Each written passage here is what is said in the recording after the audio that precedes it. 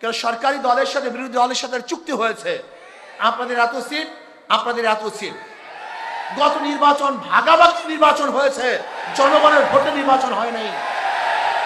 বলতে পারেন কিভাবে? এই বক্তব্য তো বিরোধী দলের প্রধান তিনিও বলেছেন। বিরোধী দল সংসদে দাঁড়িয়ে বলে আমরা বিরোধী দল না,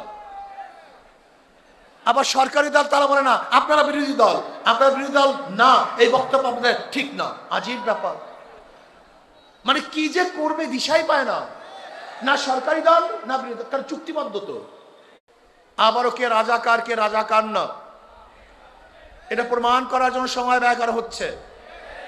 আবার কেউ রাজাকার না, মুক্তিযোদ্ধা হিসাবে শিশু মুক্তিযোদ্ধা হিসাবে নিজেকে প্রমাণ করার চেষ্টা করছে। আপনারা কি চান? আবারও দেশটাকে ধ্বংস করার চক্রান্ত চলতেছে।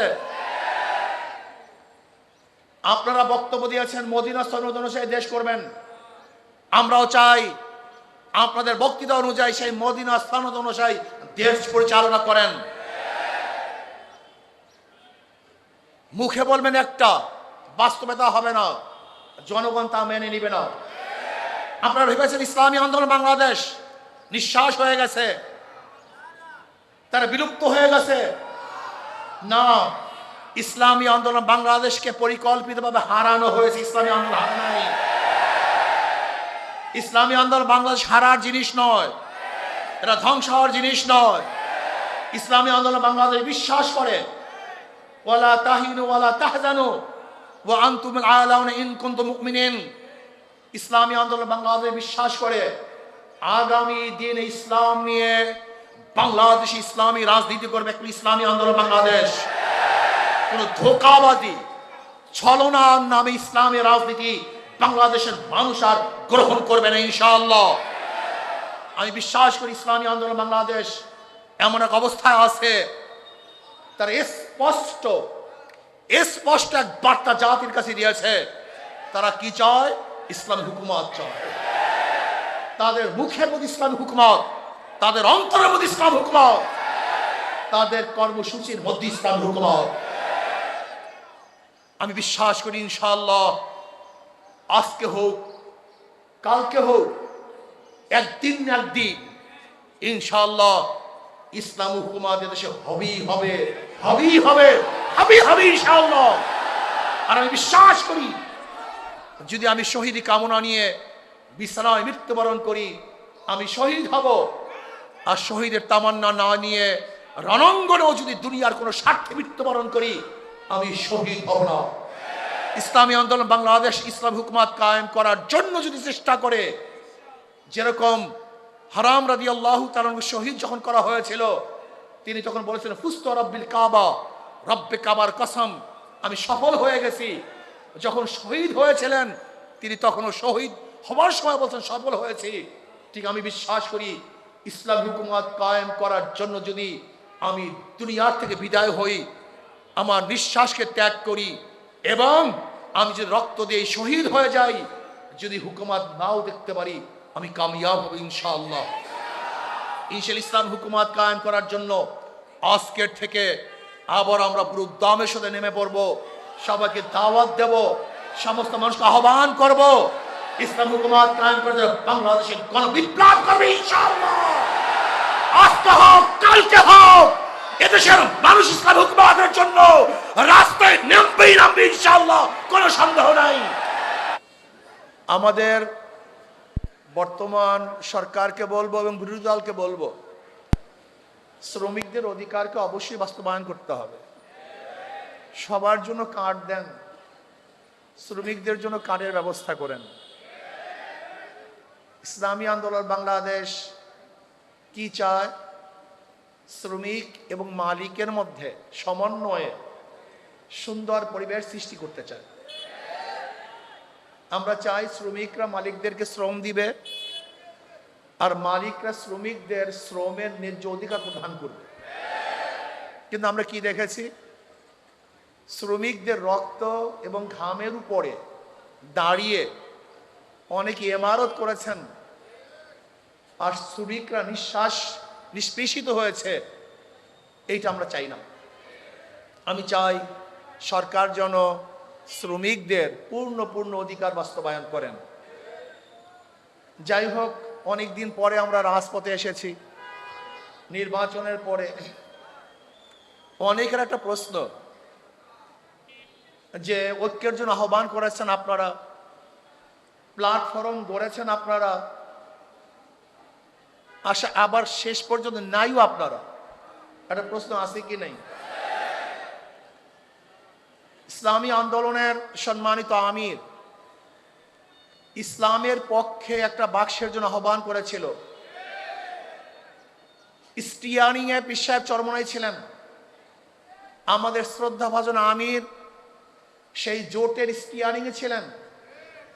জোট চলতেছিল মদিনার দিকে। যখনই স্টিয়ারিং ছিনতাই করে আমেরিকার দিকে চলে গেছে,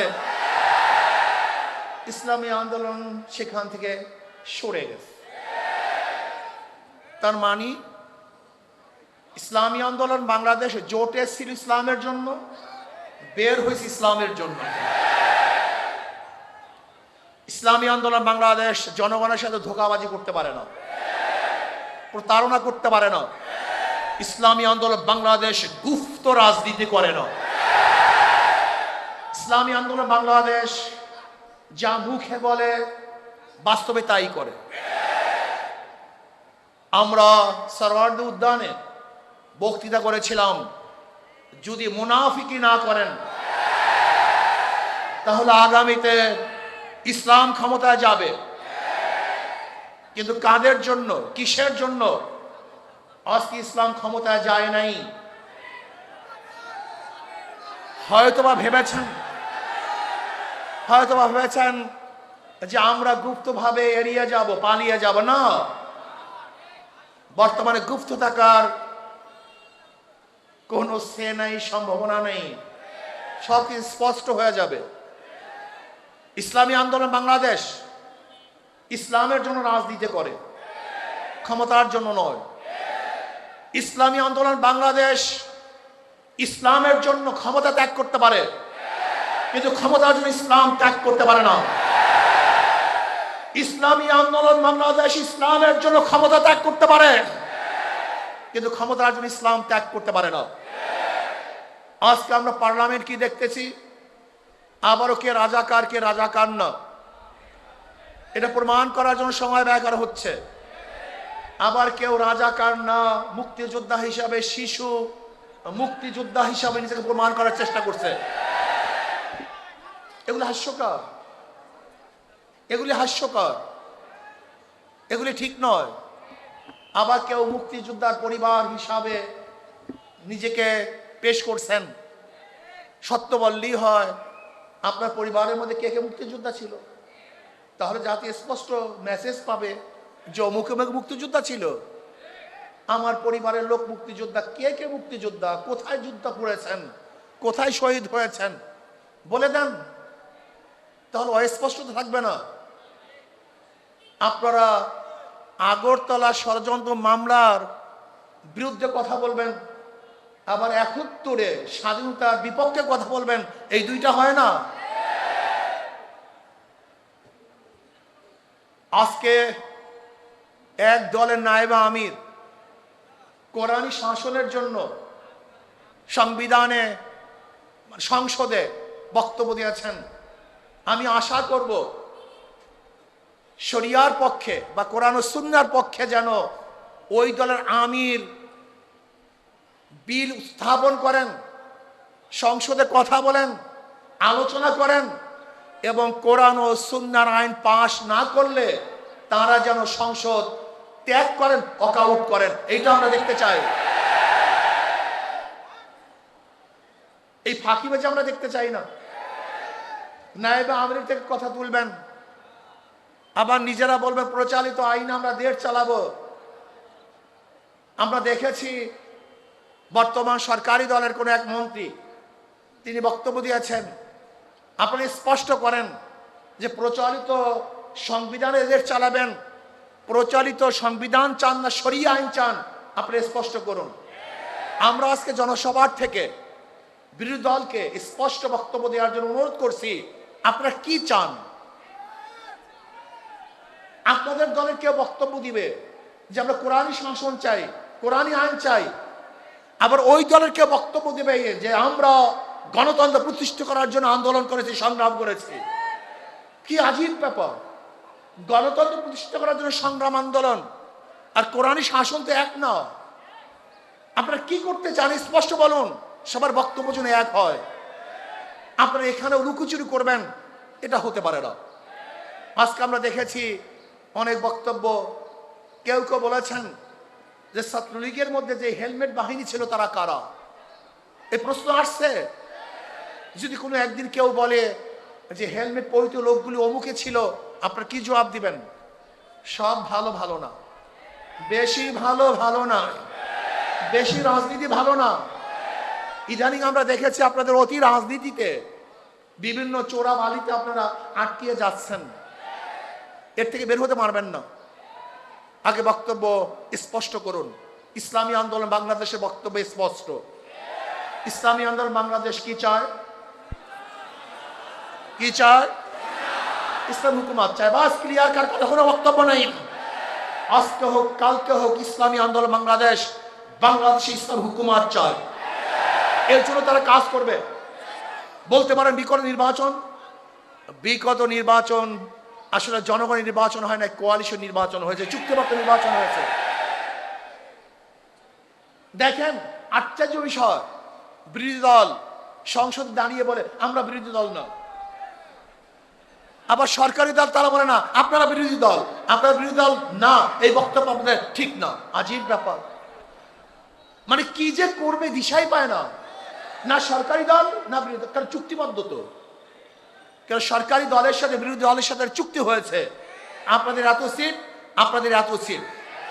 গত নির্বাচন ভাগাভাগি নির্বাচন হয়েছে, জনগণের ভোটে নির্বাচন হয় নাই। বলতে পারেন কিভাবে? এই বক্তব্য তো বিরোধী দলের প্রধান তিনিও বলেছেন, আবার অন্য অন্য হাজারো বক্তারা এবং জ্ঞানীরা, বিগত অন্তর্বর্তী সরকারের দায়িত্বশীলরা বলেছে যে গত নির্বাচনটা কিভাবে হয়েছিল এটা তারা স্পষ্ট করেছেন। কিন্তু ইসলামী আন্দোলনের রেজাল্ট কি হয়েছে এটা দেখার বিষয় না, বরং আমি বলবো ইসলামী আন্দোলন বাংলাদেশকে ষড়যন্ত্র করে হারানো হয়েছে। তার ইসলামের পক্ষে থাকার কারণে